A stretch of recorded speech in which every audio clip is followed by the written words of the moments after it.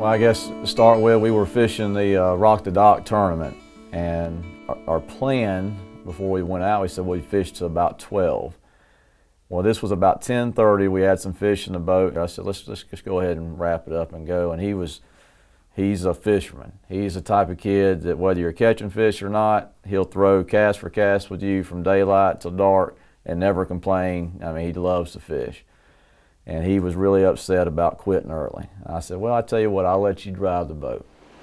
And we set out to go back to the ramp at the lighthouse. And I'm not real sure, because it happened so fast, but I know we were making a slight turn, a slight adjustment on our route there, but I'm not sure if we hit kind of a little small rough patch, a little rogue wave type deal, or if he snatched the steering wheel, but it was so fast and so violent that it just threw me overboard.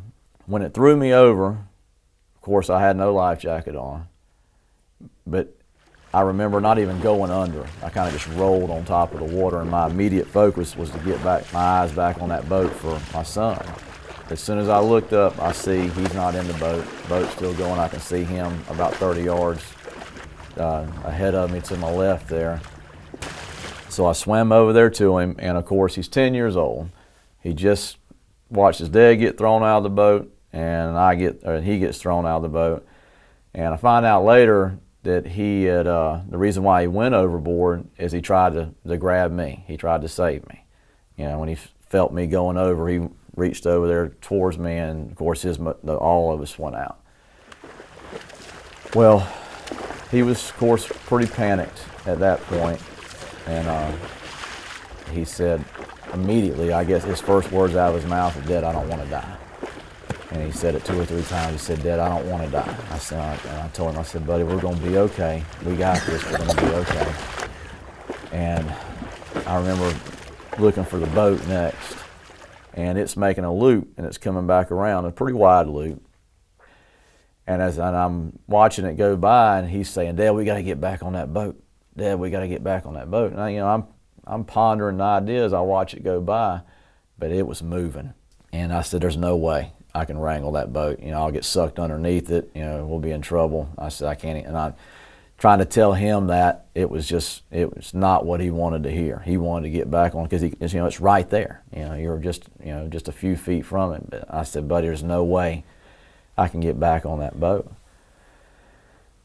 Well, at this point, you start thinking about things, and what are you going to do? You just could see one of the buoys for the main channel coming out of the lighthouse back to our, would have been our east. And it was a long ways off. But that was the only hope I thought we had, was to make it to that buoy, and at least that's something floating we could grab hold of and we could wave down somebody. So the only thing I knew to do was keep swimming. And I remember reaching a point to where we had covered about half the distance from where we originally started, and I felt good. I felt strong. I wasn't tired. The occasional wave would hit you in the mouth, but other than that, I felt pretty good. And that whole time I kind of been dragging him, and I said, we're gonna make it. We got this. So I took him and I just kind of pushed him ahead of me and told him, "Swim, buddy." I said, "Don't worry about me." I said, "I'm right behind you. You see that green buoy, you just swim and just don't stop till you get there." So he's ahead of me swimming, I'm swimming behind him.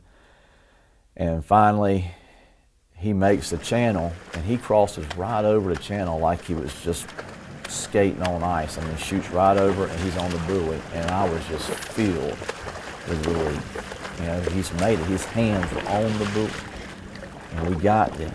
Because that whole time I'm thinking, all these thoughts go through your head. Am I going to make it?